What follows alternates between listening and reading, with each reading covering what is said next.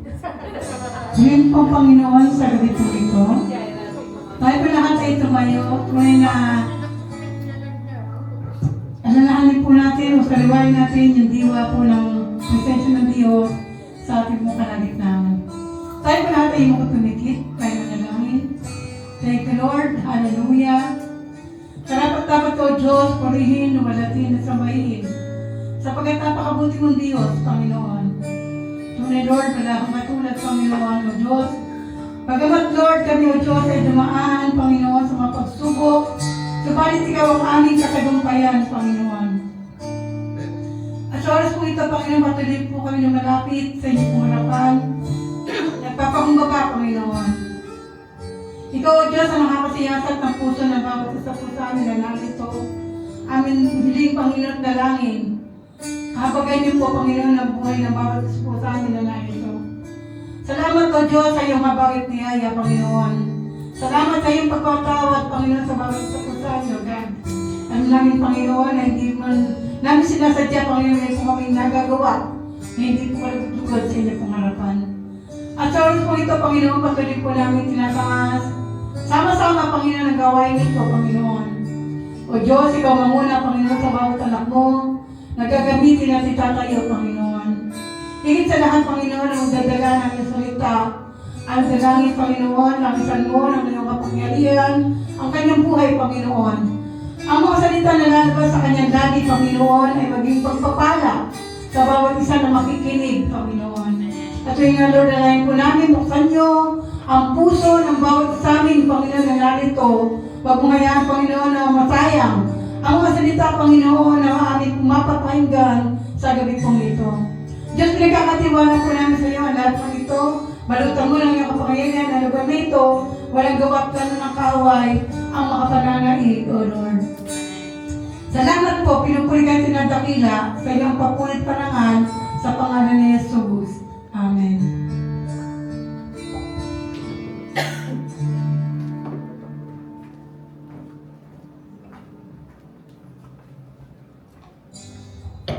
Magandang gabi po sa ating lahat. Handa na po ba tayo magpuri sa ating Panginoon? Ating mapupurihan at siyang dakilain. Amen? Sige po. Handa po natin ang ating sarili pang makapagpuri sa ating Panginoon. Hallelujah, Lord. Purihin ka, Ama!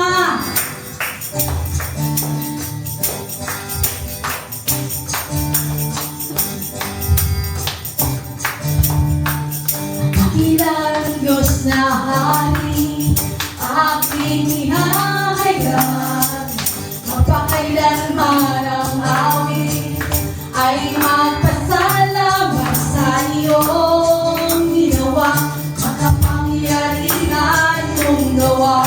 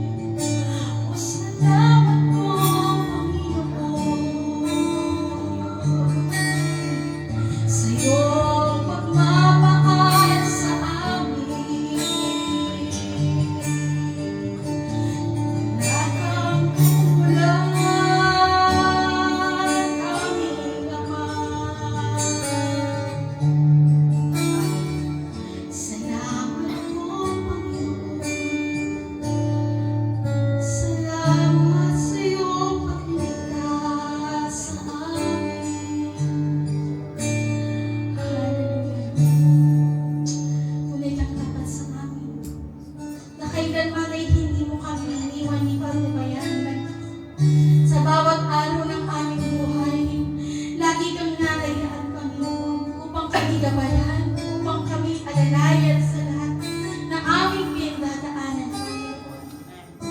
Salamat po, Panginoon. Maraming sa dakilang mong pag-ibig sa bawat isa sa amin, Panginoon. Sa bawat anak mo, Panginoon. Salamat po.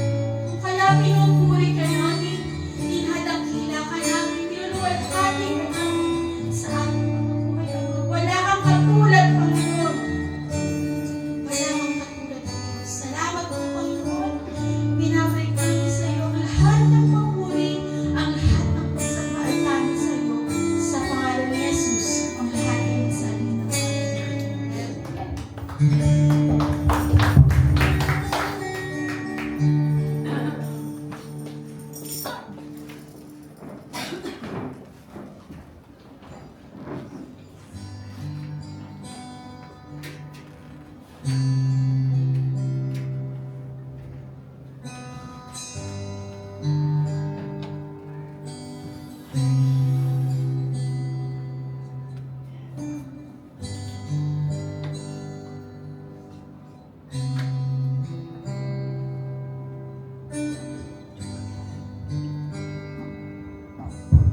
Ayan.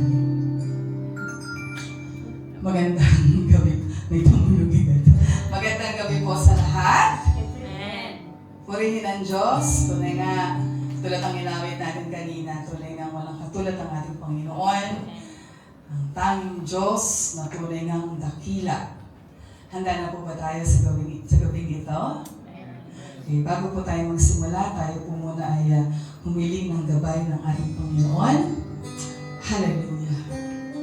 Ama, tunay nga, maraming salamat. Salamat sa patuloy, Panginoon, ng biyaya sa araw na ito na ibinibigay mo sa bawat isa sa amin. Salamat sa oras na ito. Salamat, Panginoon, sa gabing ito, O God. Panginoon, we acknowledge your presence right now in the midst of us, O God. Ihanda niyo po, Panginoon, ang aming puso. Ihanda niyo po, Panginoon, ang aming pandinig, O God, upang sa gayon, spiritually, ay marinig namin at maramdaman namin, Panginoon, ang nais mo ipahiwatig sa bawat isa sa aming, Panginoon, na nandito at makikinig, Panginoon, ng iyong salita. Ama, purihin ka, Panginoon.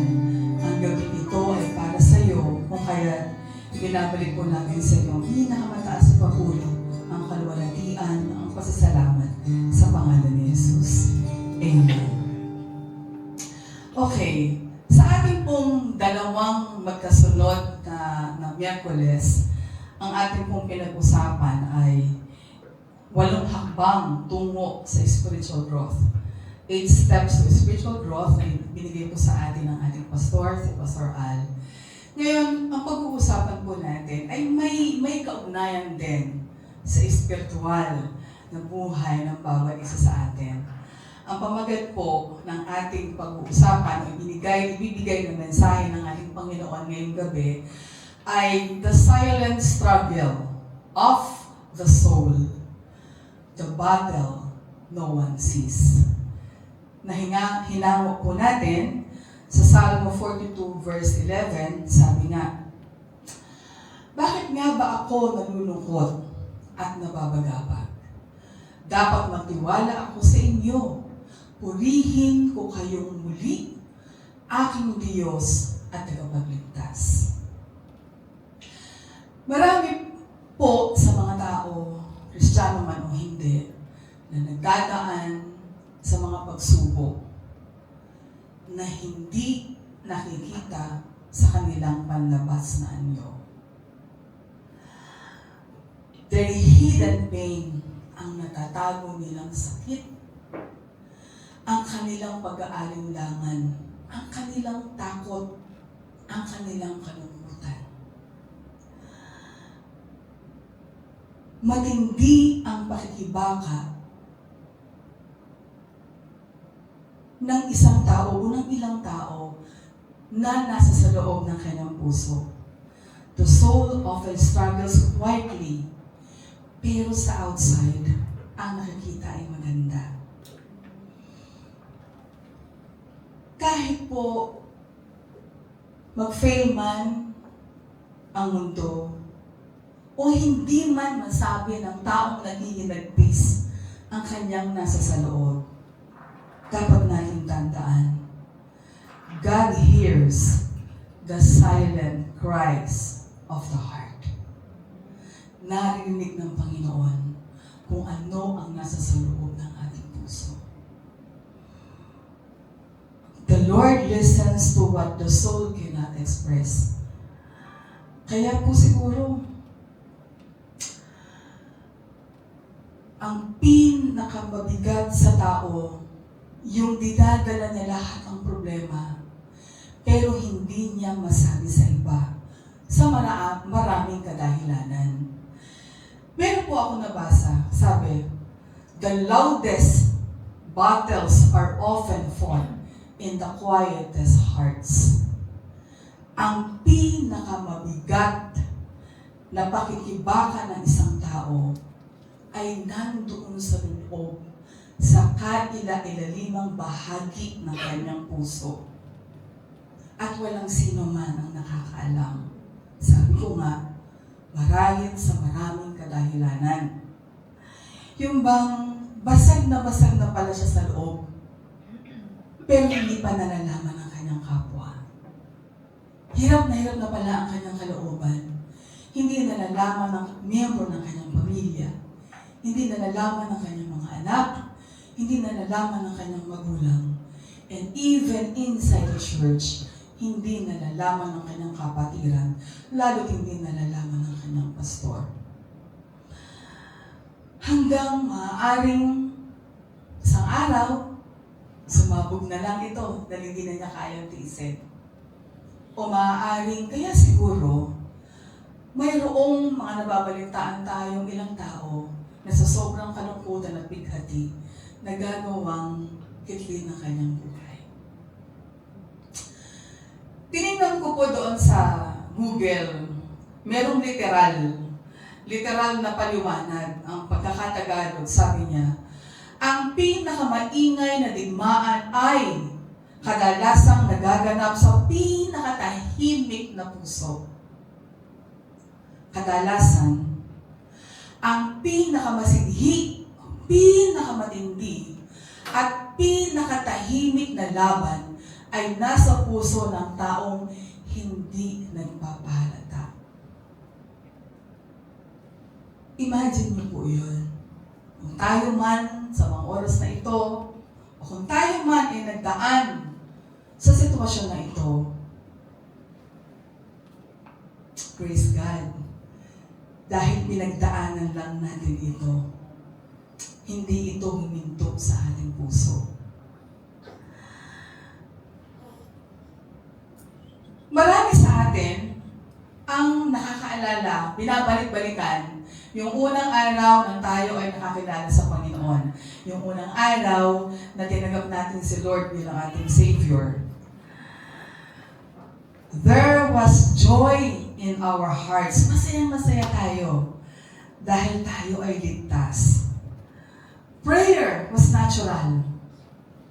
Masiglang-masigla tayo, mga bagong Kristiyano tayo. The Bible was felt alive. Worship felt powerful. I-recall po natin, nung tayo unang naging kakilala sa Panginoon, gaano tayo kainit. Lalo na sa pananalangin. Inside the church, sa ating pag-worship, umaabot pa ng sayo ni David. Umaabot ng sa presence tayo ni Lord, lumuluha tayo, lumuluhod tayo na nakapikit. But somewhere along the journey, something changed. May mga naging pagbabago sa paglipas ng panahon. Kasi, life became busy. Dumating ang mga pagsubok. Nagkaroon tayo ng mga disappointments. At unti-unti, yung init sa ating puso sa paglilingkod ay nawawala. And slowly, the fire in our hearts began to fade.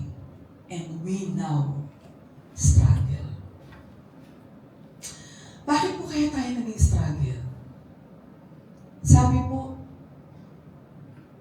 Kasi nakakaranas tayo ng discouragement.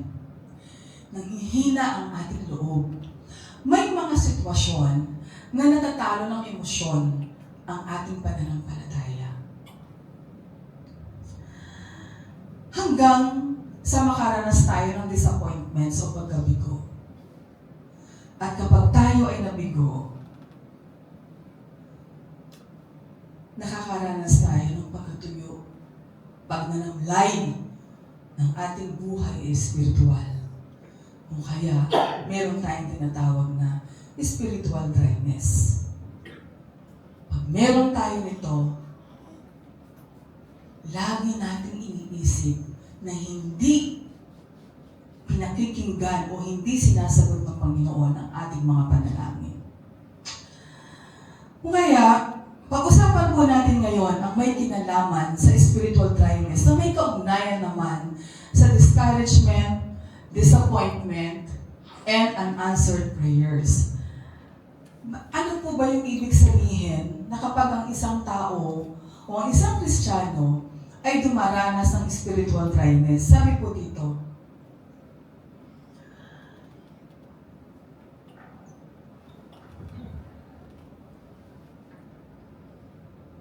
yan. Sabi po dito, spiritual dryness is a season, panahon, when a believer feels distant from God. Kapag nararamdaman mo na pala, na parang malayo ka sa Panginoon, hindi ang Panginoon ang malayo sa iyo. Kapag nararamdaman mo na pala, na parang ang layo-layo mo sa Panginoon, dumaranas ka pala ng spiritual dryness. Kapag pala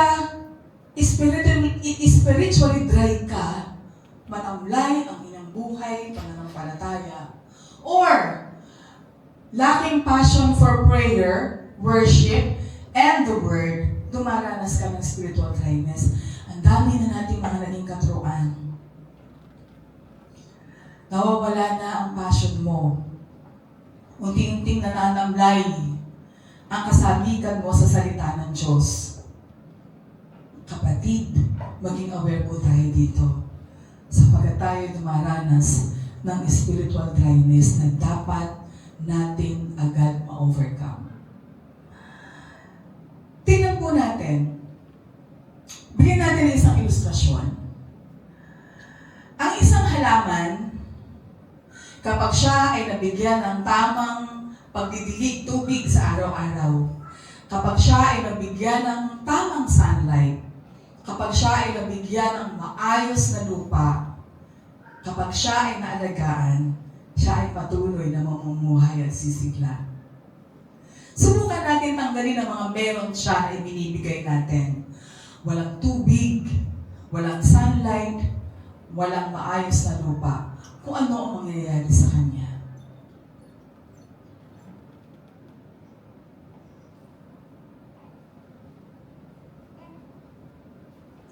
Pa-play po.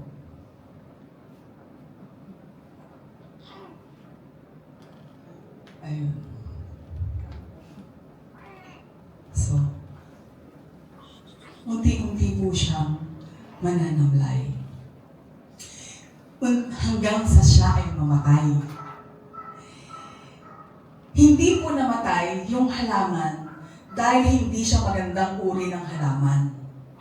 Namatay yung halaman dahil na-disconnect siya doon sa source ng kanyang nourishment. Tinanggal natin ang lahat na meron siya. Gayun din po ang buhay nating Kristiyano. We experience spiritual dryness when we become disconnected to our source. At iyon ay ang ating Panginoon. Kahit naman po yung mga believers, yung mga nasa Bible, sila Elias, si Job, si David, hindi po sila nakaligtas sa pagdanas ng spiritual dryness. Ibig sabihin, nagdanas din sila, pero hindi sila huminto sa kanilang pananampalataya sa Panginoon. Dagdagan po natin, ano ba yung karagdagang signs o yung palatandaan ng Kristiyano ay may tuyot na espiritual na buhay. Kapag ganito na tayo, prayer becomes difficult or mechanical na lang. Ang hirap-hirap. Nawawalan na tayo ng gana sa panalangin. Nung dati, kahit saan tayo mapaling, nananalangin tayo. Simpleng bagay, nagpapasalamat tayo sa Panginoon. Simple blessings, nagpapasalamat at nananalangin tayo sa Panginoon. Ngayon, ano na po ang spiritual life natin? Sabi nga kasi, ang kawalan ng gana sa pananalangin ay ang paglayo natin, pag-disconnect natin sa Panginoon. Pangalawa, lack of desire. Ang pangalawa ay worship feels dry. Kumpara po natin sa ating ginagawang pagpupuri. Kung tayo ay mga baguhan at masisiglang Kristiyano, ang pagpupuri na ginagawa natin nung tayo ay nabibigyan ng part as leader or worker dito sa church. Nung tayo ay nabibigyan ng pagkakataon upang humayo at makapag-akay ng kapwa natin tungo sa kaligtasan, paano tayo mag-worship sa Panginoon noon at ngayon?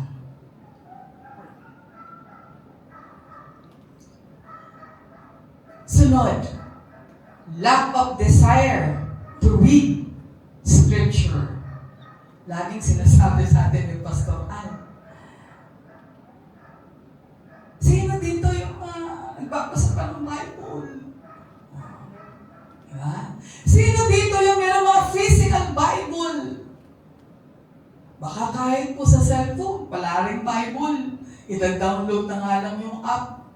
Samantalang nung bago tayong mga Kristiyano, wow, lakad-lakad tayo, dala-dala natin yung Bible natin. Siyempre, mag-share tayo, di ba? Hawak natin yung Bible, kapatid, sinasabi sa, ganon. Di ba? Ngayon, kapag tayo ay kumahayo, kung tayo ay kumahayo, anong dala natin?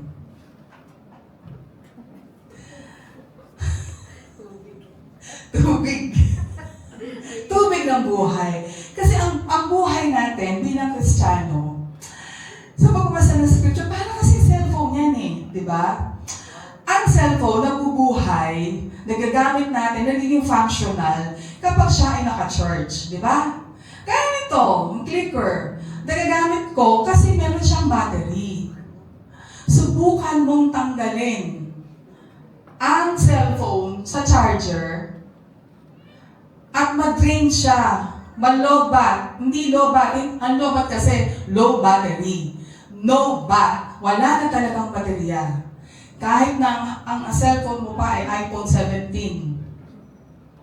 Kahit na pinakamahal na cellphone yan, kapag yan ay walang charge, hindi mo siya magagamit. When we disconnect from God, through prayer and the Word, our spiritual life slowly drains. Tandaan natin, slowly drains. Hindi sinabing agad-agad na nawawala. Ano yung sinasabi ng ibig ipakita ng Panginoon dito? Unti-unting nawawala. So, ibig sabihin, binibigyan tayo ng pagkakataon na hindi maging totally drained agad. Instantly totally drained or no back. Slowly, para mapansin mo, ay, unti-unti na pala ako naghihina, kailangan kong mag-recharge. Ang mga cellphones, kapag 30%, di ba, nakikita mo siya. So, ibig slowly, agad, kina-charge mo. Kapatid, ang cellphone, napapansin mo kapag nalolobat. Ang sarili ba natin, napapansin natin kapag nalolobat tayo kay Lord?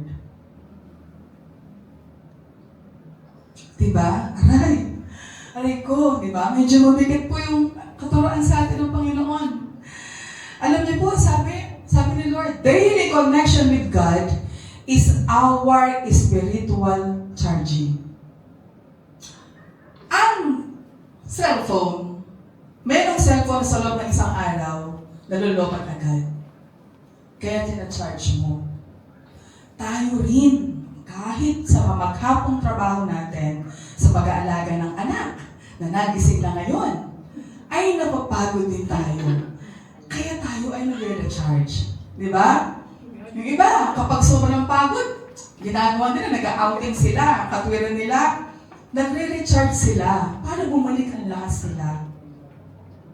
Bilang Kristiyano, unti-unting ipinakikita sa atin ng Panginoon ang unti-unting pagbaba ng ating spiritual connection sa Kanya. Sana'y napapansin natin ito. Sabi ba dito, increase temptation and discouragement. Hindi. Ang sabi dito, increase. So meron na siyang kakambal. Increase temptation. This is already adjective. No? Increase temptation. Ang dinidescribe niya, yung temptation. Pero sinabi dito ay increase. Ibig sabihin, lumalala. Lumalala ang ating pagkalulong sa tukso. Ibig sabihin, nagsimula ka sa isang maliit na pagkakamali hanggang sa hindi mo ito napansin, lumala ang iyong pagkalulong sa temptation. Spiritual dryness po ito. Maraming mga temptations, mahirap isa-isahin. Baka abutin po tayo ng 3 linggo. No?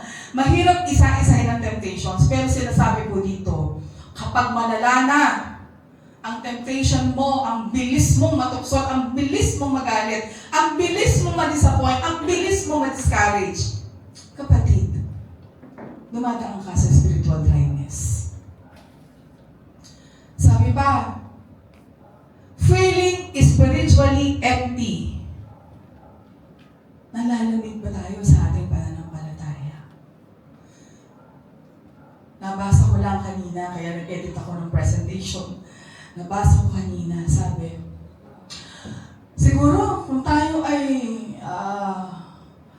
ganito na ang pakiramdam, that you are spiritually empty, magandang tanungin natin bilang Kristiyano. Tanungin natin ang ating sarili kung ang Diyos ay Diyos nga sa ating buhay. Dumating ba tayo sa punto na tinatawag natin na, God, Lord, Ikaw ba talaga ang Diyos ko? Wow! Kapag tinanong natin ang Panginoon kung siya ang ating Diyos, kapatid, may doubt ka na, nagdadaan ka sa spiritual dryness. Ano pa ba yung mga dahilan bakit ang tao ay dumaranas or causes? Kanina, ang pinag-usapan natin ay signs o palatandaan. Palatandaan ng spiritual dryness. No? Ngayon naman ay dahilan kung bakit ang Kristiyano ay nagdadaan sa spiritual dryness. Una, parasak na palasak ang confessed sins.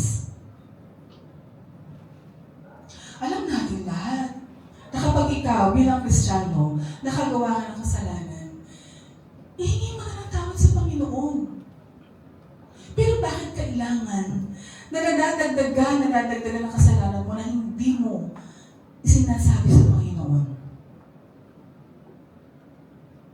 Kaya ang nangyayari, nagkakaroon tayo ng barrier. Nagkakaroon tayo ng hadlang. May barrier na between us at sa Lord. Sin can create barrier in our relationship with God. Totoo yan. Hindi ka na makalapit sa Diyos eh. Bakit? Hindi mo na siya makita eh. Hinarangan mo siya eh. Kasi nag-i-enjoy ka. Nag-i-increase ang iyong sin. Nag-i-increase ang iyong temptation. Kaya kahit paano na pag-i-encourage ang ginagawa ng mga kapatiran ng ating mga pastor, ng ating mga tagapagturo sa atin, wala, nananatiling matigas ang ating puso. Kasi nga, ayaw natin ipahayag yung ating kasalanan. Okay. Next. Paano pa? Spiritual neglect. Pagpapabaya sa ating spiritual na buhay. Paano yun?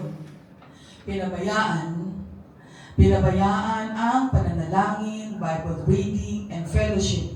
Dryness often follows. Ano ba yun? Spiritual. Kunin mo yung ritual.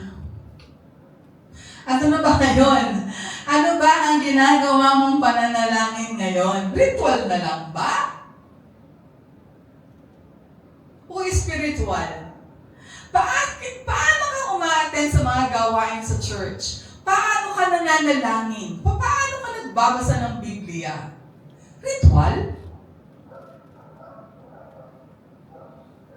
Kasi, sabi nga sa Matthew 4:4, hindi lamang sa pagkain nabubuhay ang tao, kundi sa bawat salitang nagmumula sa Panginoon. So, think about it, mga kapatid. Ano ngayon? Ang buhay spiritual mo, ritual na lang ba? O dapat ay mas malalim pa sa alam natin na ginagawang ritual? Pag sinabi kasing ritual, ganyan lang, paulit-ulit, na parang nonsense, walang sense. Walang kapararakan, nagdadasal ka lang sa wala. Yung hindi malalim ang iyong panalangin. Nagbabasa ka lang ng Bible kasi kailangan ka magbasa ng Biblia. Babasa ka lang, ganyan ka lang ng ganyan. But you don't have any focus. You don't have any objective. Bakit ka ba nagbabasa ng Biblia? Kasi ritual ko, kailangan every morning nagbabasa ako ng Bible. Sa mas malalim na kadahilanan, kailangan maging spiritual tayo. Bakit kailangan tayo magbasa ng Biblia? Bakit kailangan tayo manalangin? Bakit kailangan tayo magpuri? Tayo, hindi maiiwasan, nagdadaan tayo sa trials and testing. Pero, alam naman natin that sometimes God allows drought to deepen our faith. Nagdadaan tayo sa mga trials and testing para mas lalong lumalim ang ating pananampalataya sa Panginoon. Kasi, nangyayari sa atin, kapag pinapalo tayo, nun lang natin naaalala ang Panginoon. Lord, patawarin niyo po ako. Hindi na po ako uulit. Kapag may trials and testing. Pero,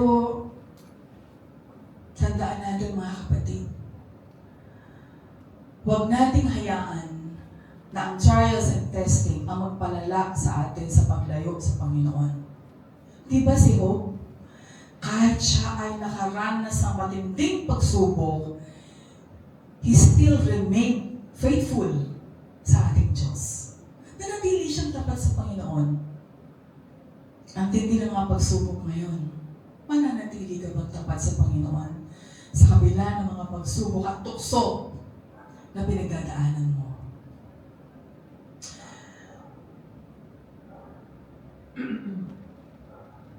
Next, busyness and distractions. Sobrang pagkaabala sa mundo. Ito, nabanggit sa atin, Pastora Maha, relationship. Diba? Relationship.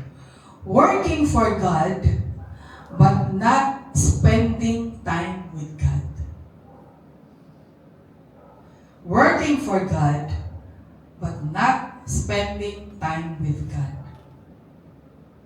Ibig sabihin, yung pagsisilbi mo ay napalitan ng iyong relasyon sa Panginoon.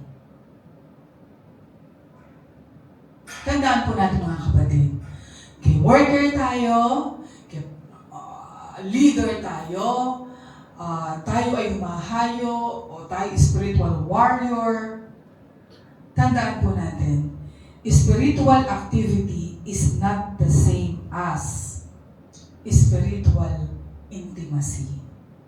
Iba ang spiritual na aktibidad o gawain doon sa spiritual mong relasyon sa Panginoon. Your activity versus your intimacy with God. Magkaiba po yun. Kahit po nga, talaga, sinasabi nga ni Pastora Mahalo, takit tayo. Minsan, hindi natin napapansin, ang ginagawa na lang natin ay pagsaserve. Kung ano ang iniata sa atin ng ating leader, nagsaserve na lang tayo. O kung halimbawa tayo ang leader, ginagawa na lang natin yan as responsibility.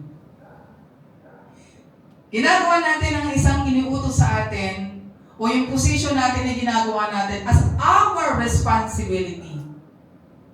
Ganun po ang nangyayari sa atin, na kung saan nawawalan tayo ng relasyon sa ating Panginoon. O yung sinasabing spiritual intimacy. Tulad ni Martha. Diba? Yung kwento ni Martha, doon sa Lucas 10:41-42, nasabi ng Panginoon, Martha, sabi kay Martha, hindi ka mapalagay sa abalat at abalang-abala ka sa maraming bagay. Ngunit isang bagay lang ang kailangan at ito ang pinili ni Maria. Mas mabuti ito at walang makakakuha nito sa kanya. Ano yung pinili niya? Ang Panginoon. Ang nakinig at lumapit sa Panginoon.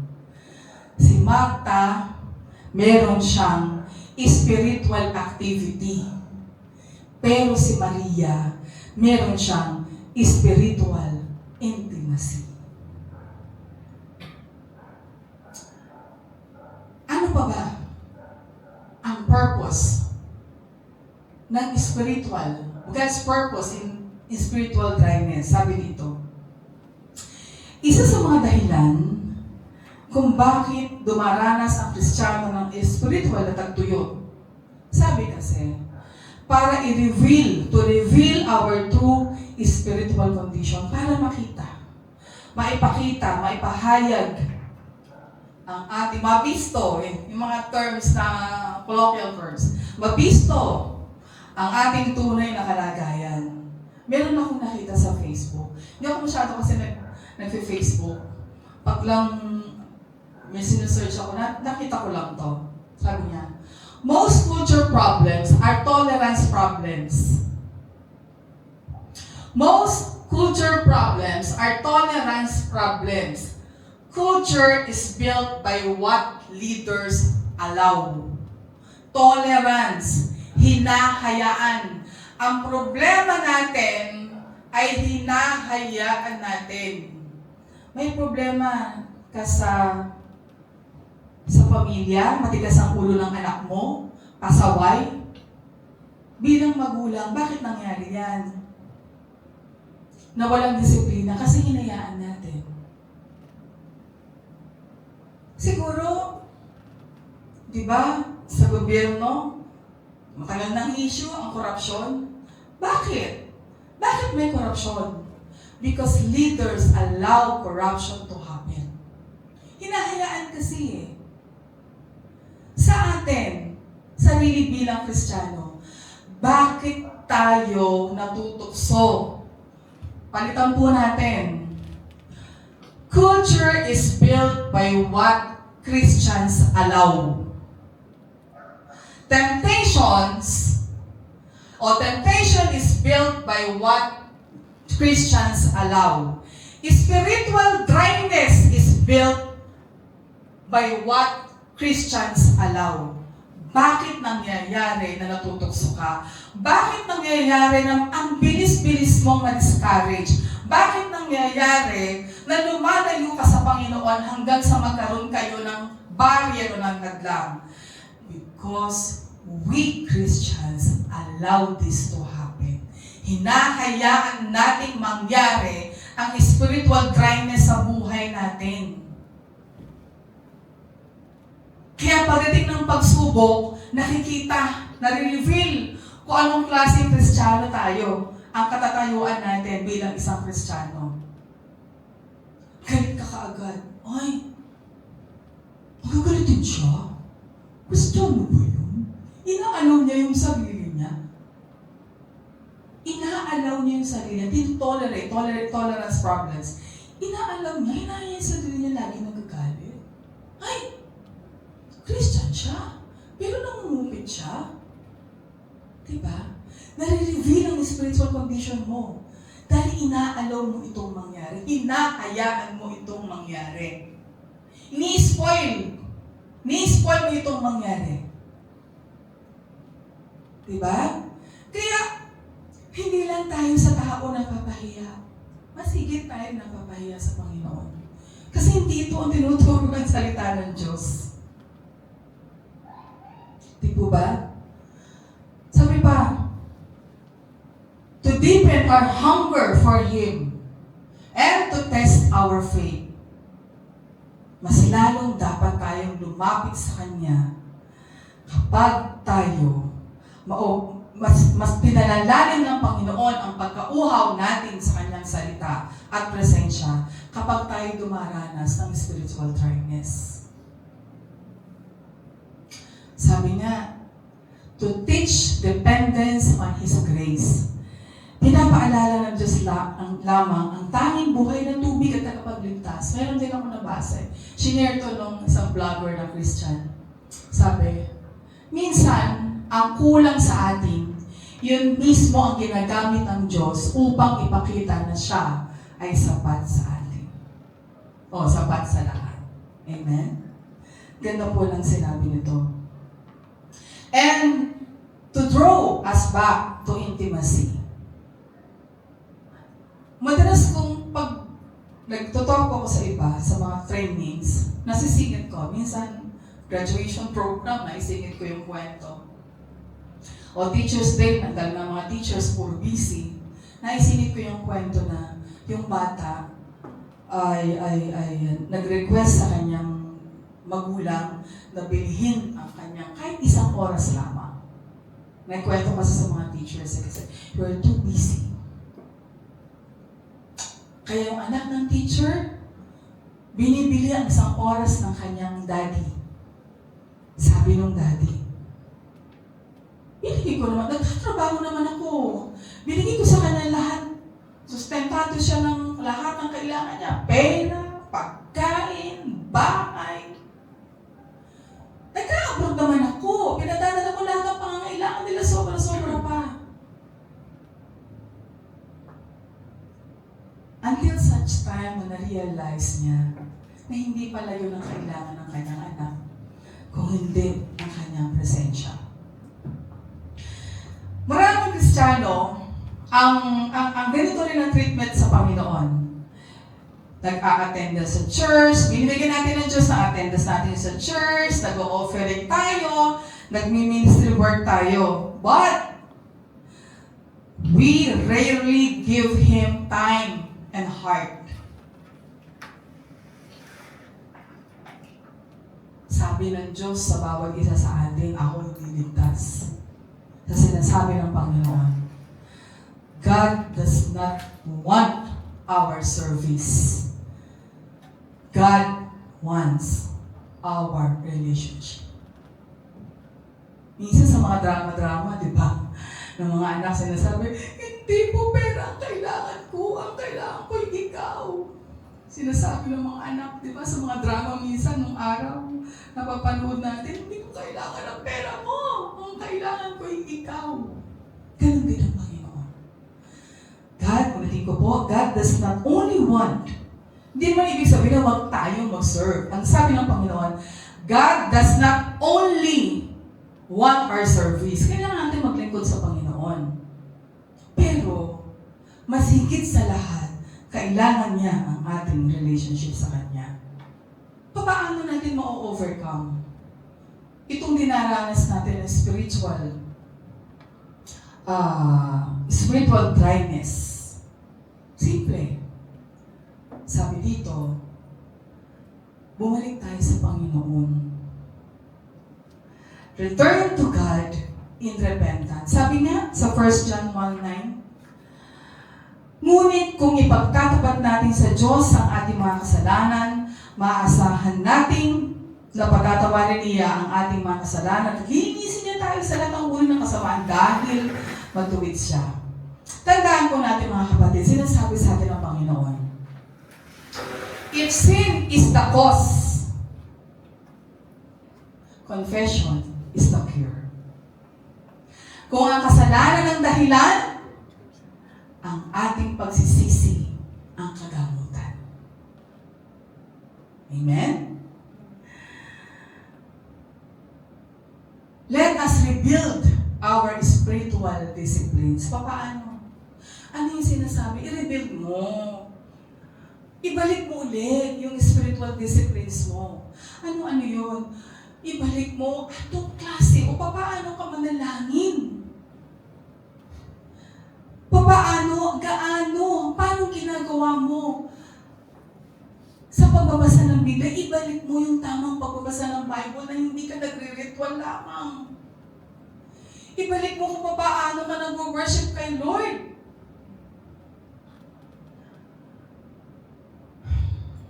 Minsan nakakalungkot na observe natin sa isang church.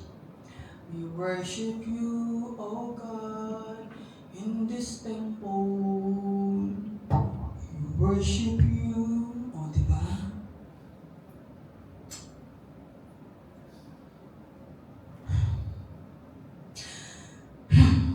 Aray. And fellowship.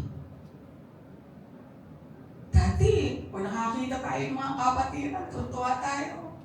Sa labas pa lang, dumarating sila, tinasalubong natin ng ngiti agad. Pagpasok, good morning, sis, welcome to Agape.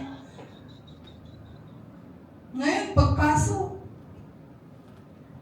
lalang.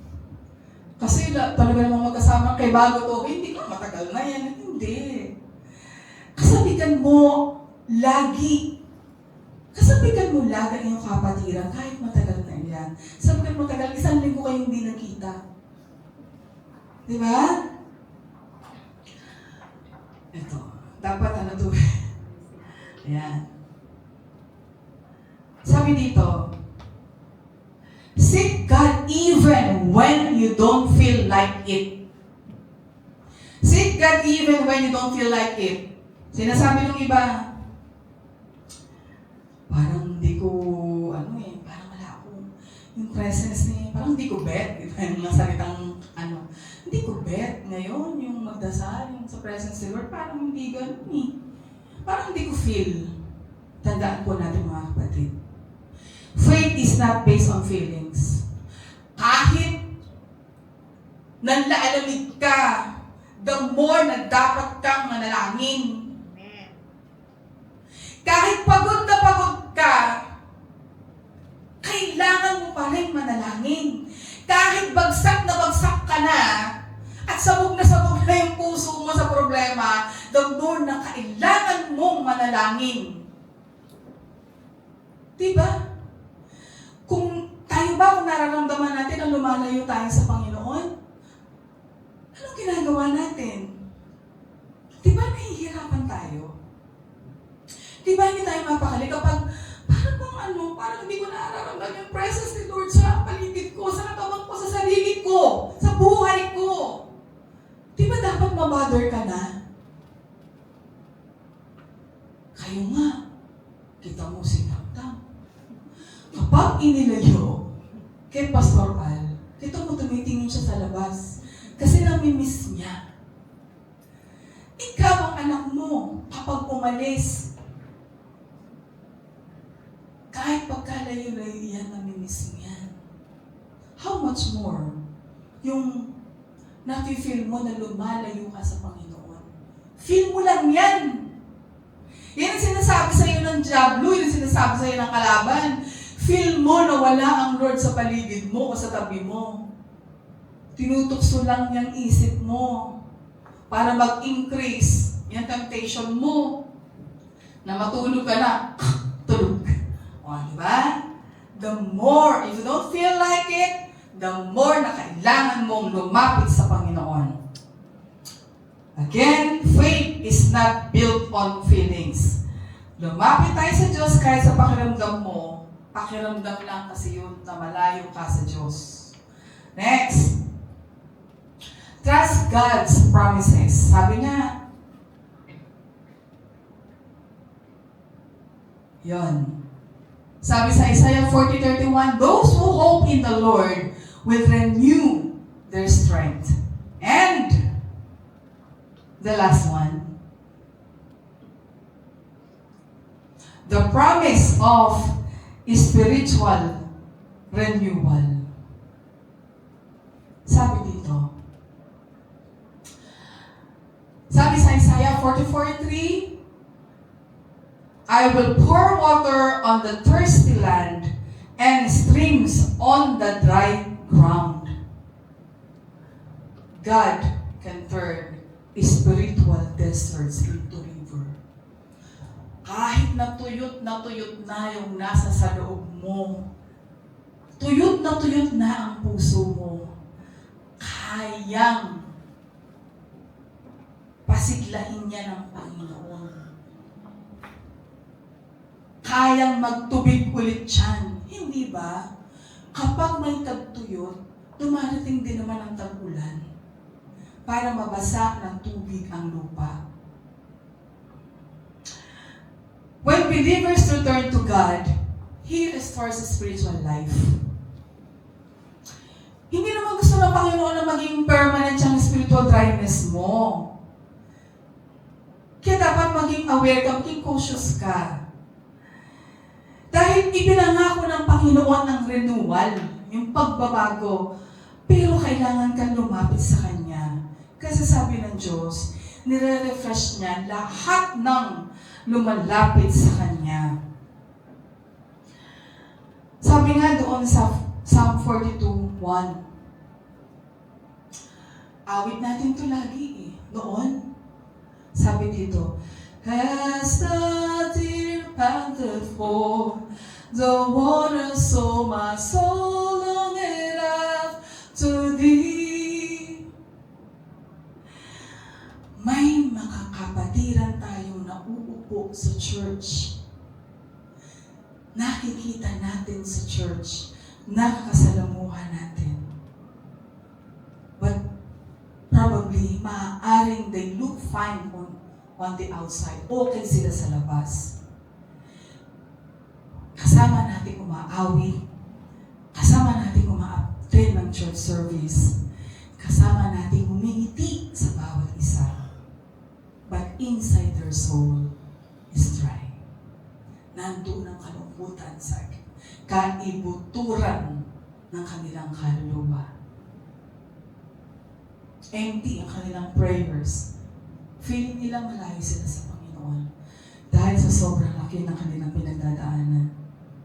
Pero ito ang good news mula sa Panginoon. At ito ang ating tandaan. God has never stopped calling you. Kailangan lang natin pakinggan ang pagtawag ng Panginoon. Diba, kahit nga doon sa prodigal son, bumalik sa kanyang ama. Maaari tayong ang feel natin ay malayo sa Kanya. Pero tandaan natin, mga kapatid, sa mga natutunan natin na mga signs and causes ng spiritual dryness, tandaan natin, kapatid. One sincere prayer can bring you back. Amen? Maraming salamat, Panginoon. Tayo po'y manalangin.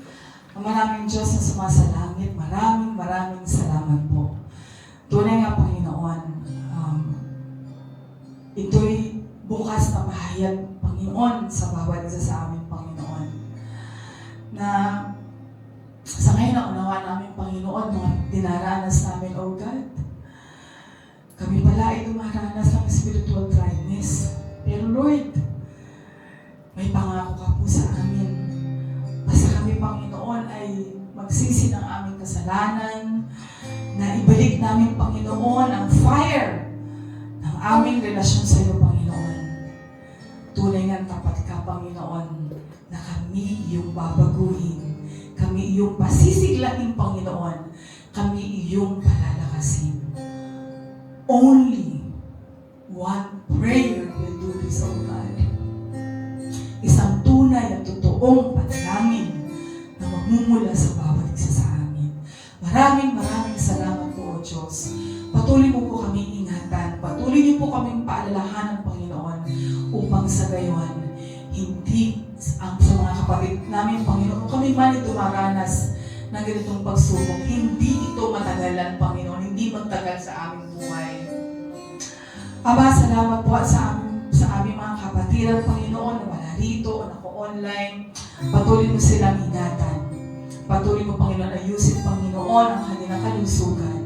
We declare blessing, Panginoon, sa bawat isa. Ama, salamat po, purihin ka, at binabalik ko namin sa inyo ang pinakamataas sa papuri, ang lahat ng kalwalhatian at pasasalamat sa pangalan ni Jesus. Amen.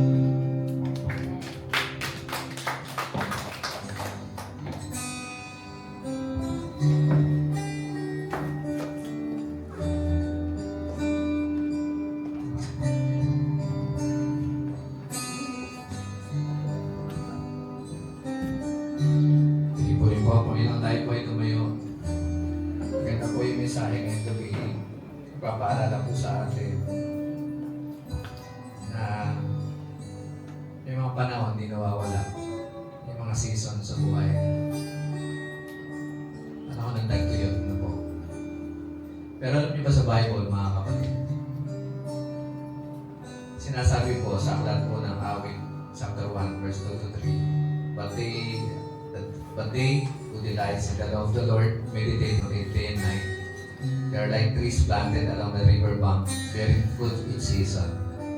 Their leaves never wither, and they prosper in all they do. Kahit anumang pong season dumaan sa atin, panahon man ng tagulan, tagtuyot, sa ibang bansa, 4 ang seasons po nila, dito sa atin ay 2 lang. Posible pala na tayo po yung patuloy pa rin po na malakas, malusog, sumigsigla sa ating ng buhay spiritual. Basta tayo po ay lagi yung babad at basa at tinutubigan po ng presensya sa salita ng Diyos. Yan po ang sabi ng Bible, mga kapatid. Kung nais po natin tayo po ay hindi tamaan ng spiritual dryness sa ating ng buhay spiritual, huwag natin kalilimutan na lagi tayo mag-soak in sa salita ng Diyos. Kaya pansinin niyo po ang mga halaman, ang mga puno na nakatanim po sa gilid po ng batis, sa gilid ng mga ilog, sa gilid ng tubigan, o yung pong mga puno na nakatanim sa tinatawag po natin yung rainforest. Mga rainforest na lagi yung maulan. Lagi yung buhay, lagi yung green, at lagi namumunga po yung mga punong yan, ang halaman po yan. Sabihin, ang number 1 source po ng kasiglahan po ng mga halaman ay tubig talaga. Dito po sa ating binasa kanina, pinapakita sa ating gaano kahalaga po ang salita ng Diyos sa ating mga buhay. Kung nais po natin tayo ay hindi magintigan, kundi laging basa at laging humid at sariwa ang ating mga buhay spiritual. Amin ho ba, mga kapatid? So, maganda yung mensahe, paalala po sa atin na lagi ho nating babantayan, alagaan, at pananatilihin po nating matubig, basa ang ating pananampalataya kung dahil sa Panginoon upang lagi po tayong maging masigla at malakas sa araw-araw na binibigay sa atin ng Panginoon, na kahit man po panahon ng tag-init, tagtuyot, may panahon ng mga pagsubok, panahon ng mga tukso, na hindi ko tayo basta-basta masasahit. Amen o ba? Sapagkat meron po tayong tubig ng buhay. Ito yung wala yung pagkakas ating Panginoon. Manalangin po tayo. Panginoon, marami pong salamat sa mensahe mo ngayong gabi ito, O Diyos. Paalala po sa amin. Lagi po namin tandaan, alagaan ng aming buhay na ito, Panginoon, ay manatili pong basa, manatili pong babad, manatili pong nasa patubigan na yung presensya ng iyong salita na ugnayan po namin sa iyo, Panginoon. Sapagkat pag ganon, mananatili po kami katulad ng puno na binabanggit dito sa binasa po namin at sa tinuro po kanina na masigla, sariwa, at namumunga lagi sa tamang panahon. Panginoon, salamat po sapagkat alam namin, O Diyos, kahit man po sa kabila na aming pong mga pagkukulang, sa kabila man po namin kapabayaan, Panginoon, meron ka pa rin, O Diyos, na sinisikap mo pa rin na kami po ay balik sa iyo. Balik ang ugnayan at koneksyon namin sa iyo, Panginoon, sapagkat ayaw niyo po na manatili po kami sa tigang na sitwasyon, Panginoon, na aming buhay. Sapagkat sa panahon ganoon, ay mas lalo po kami naging vulnerable sa mga atake ng kaaway at panlulumo, panghina sa panahon ng mga pagsubok at tukso. Panginoon, narito kami na malapit sa iyo na lagi mo kami tulungan, Panginoon, na nanatili po kaming basa, Panginoon. Tubigan, O Diyos, na nanatiling babad sa iyo pong salita, sa iyong presensya. Purihin ka, Ama, at sa amin pong pagwahiwalay ngayong araw nito, ngayong gabi nito, ay samahan mo po ingatan kami iligtas, Panginoon, hanggang makakuwi po kami sa amin pong mga tahanan. Purihin ka, O Diyos, sapagkat alam po namin, Lord, na may gagawin ka after this, Lord, sa aming buhay, dahil sa salitang mensahe na amin pong napakinggan. Ito po aming dalangin sa pangalan ni Jesus.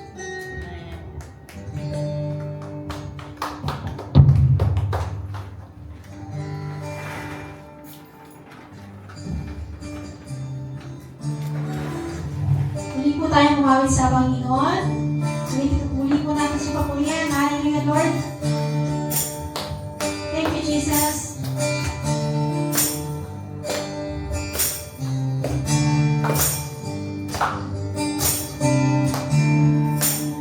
Nakilala ng Diyos na hari, aking inahal.